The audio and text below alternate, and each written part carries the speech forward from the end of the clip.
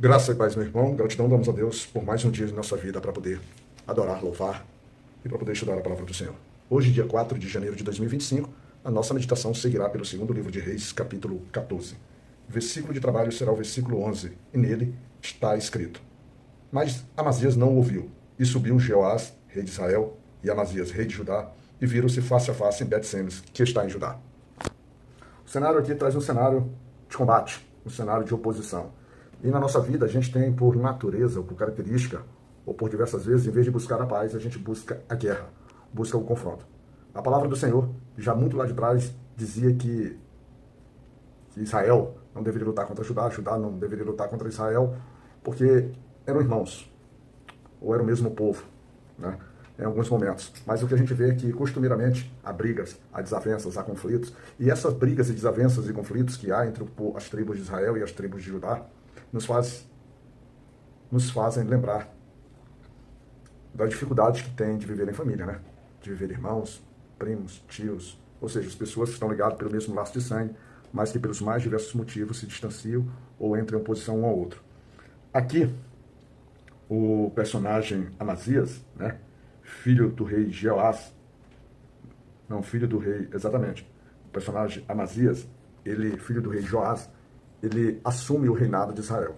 E a primeira missão que ele faz aqui, literalmente, segundo a palavra do Senhor aqui, primeiro é que ele era um homem reto ao Senhor. Mas como a grande maioria de nós, vamos dizer assim, ou quanto a grande maioria das pessoas, é uma servidão sempre parcial, é uma servidão seletiva, é uma servidão em que a pessoa escolhe a qual ponto ele deve agradar o Senhor. E todo tipo de servidão dessa forma é uma servidão que não condiz à agradabilidade do Senhor. Ou seja, o Senhor não se agrada, não se apraz desse tipo de servidão.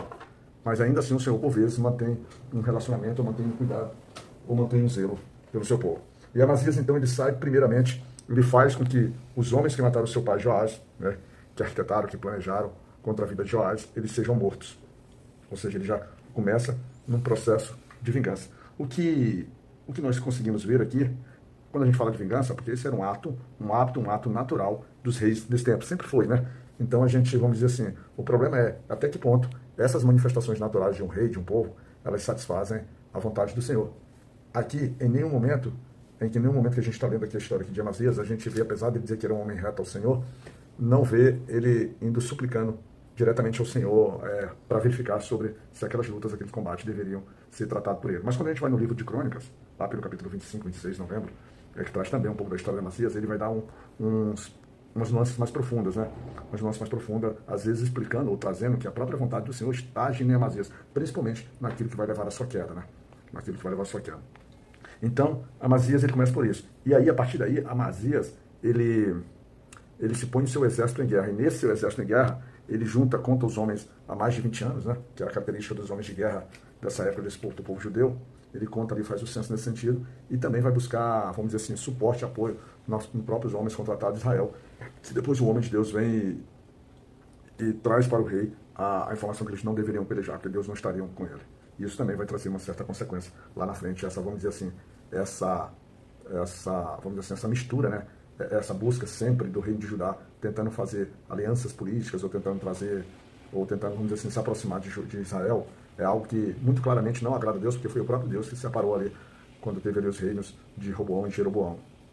E as tribos, querendo ou não, às vezes se movimentavam sem a orientação de Deus, no sentido de uma reaproximação. E quando ele pega esse seu exército, Amazias, ele vai e combate contra os edomitas na cidade de Seir. E Amazias vence. E o interessante é que a vitória sobre Amazias, que você vê lá no versículo 7, diz assim: Amazias feriu a 10.000 edomitas no Vale do Sal, e tomou a Sela na guerra, e chamou o seu nome Joctiel até o dia de hoje. Aí, então essa vitória, ela faz com que o coração de Amazias fique ensoberbecido, fique cheio de vaidade, fique numa confiança no seu exército. Ou seja, ele não direciona, como a gente vem dizendo, ele não, nas suas batalhas, ele não vem apresentando ao Senhor das batalhas, e muito menos ele vem oferecendo a gratidão, né, sacrificando, oferecendo os holocaustos, ou seja, fazendo toda a sua, vamos dizer assim, sua redenção a Deus, para reconhecer a própria batalha. Quando você vai lá no versículo 10, ele diz assim: na verdade, feriste os edomitas, e o teu coração se soberbeceu. Gloria-te disso, e fique em tua casa, porque te estremecerias no mal, para caíres tu e Judá contigo. Essa aqui é a resposta do rei de Israel, do rei Joás, quando Amazias, ele convida ele faz um chamado para que o rei de Israel possa comparecer face a face. Quando face a face, aqui ele está dizendo de exército para exército para combater, porque a ideia de Amazias era conquistar as tribos de Israel. E você vê que mesmo Israel sendo uma cidade, sendo as tribos, um povo que está afastado do Senhor, mas a resposta dada pelo rei Jeoás é uma resposta muito sábia. Primeiro que ele começa fazendo tipo uma analogia para alertar o rei Amazias que aquilo não seria bom para ele. E claramente ele vai, mais uma vez a gente vai ler, para a gente poder entender os detalhes. E ele alerta isso. Normalmente isso vai trazer maus resultados ao povo de Judá. Porque ele diz assim, na verdade, isso o rei Jeoás está dizendo, na verdade, feristes os edomitas, o povo de Judá, o rei Amazias fez os edomitas. Aí o teu coração, rei, se ensoberbeceu, ou seja, a vaidade foi tomar. E a Bíblia ela é muito clara quando fala sobre vaidade, quando fala sobre altivez, quando fala sobre vaidades, que ele fala sobre quedas, né?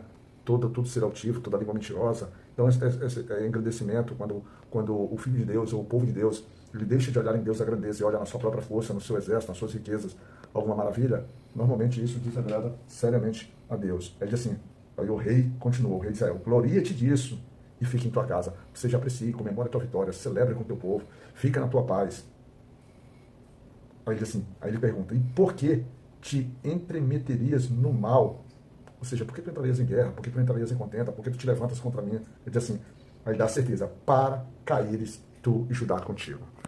E aí a gente volta lá para o início do nosso devocional, que foi o versículo de abertura, e esse líder, ele não aceita, ele não entende, ele não consegue compreender que ali nas palavras do próprio Jeoás, apesar de ser alguém que naquele momento que os tribos de Israel não estavam na graça do Senhor, mas ali vamos dizer assim, é uma utilização uma mensagem de Deus para ele. Mas mesmo havendo uma mensagem de Deus para ele nesse sentido, há uma mensagem de Deus que é a sua queda, a sua ruína. Porque quando eles foram lá nos edomitas que eles conquistaram, na volta eles começaram a se prostrar àqueles reis, né, sacrificar aos deuses de lá. Então tudo isso então já vem com Deus, por exemplo, já completamente desagradado das ações de Amazias. E ele não escuta. E isso nos leva a ter que compreender a nossa necessidade sempre diz, a gente precisa compreender as coisas, a gente precisa ter visão sobre o que acontece e principalmente processar por nossos canais auditivos as mensagens, para que a gente possa fazer uma tradução fiel. Escutar é importante, principalmente as coisas que vêm ao Senhor. E o resultado disso é que essa liderança, por estar perdida, ensoberbecida em suas vaidades, não dar ouvidos às suas mensagens, ele simplesmente cai diante do rei de Judá, quer dizer, cai diante do rei de Israel, é levado prisioneiro e o seu povo começa a perecer na mão das próprias tribos de Israel, até que o próprio Senhor vai novamente se manifestar para trazer a sua libertação, trazer a sua cura. Mas no final de tudo isso, quando há uma certa melhora no sentido na posição do rei Amazias, que foi feito prisioneiro, até que houve a morte do rei Jeoás, ainda assim, aquele povo que foi açoitado, que foi castigado, que foi humilhado, que foi vilipendiado, que foi roubado, coloca sua mágoa em cima daquele rei e o seu próprio povo acabam matando, mesmo que ele tentasse fugir. Porque uma liderança, quando se perde no seu caminho, ele leva a queda não só a si próprio, como ao seu próprio povo. E às vezes ele colhe os frutos daquilo que fez de inadequado, tá certo? Graças a Pai, Senhor, poderoso e misericordioso, esteja conosco nesse dia de sábado e abençoe-nos nas nossas lutas. E é claro, que Deus nos cuide.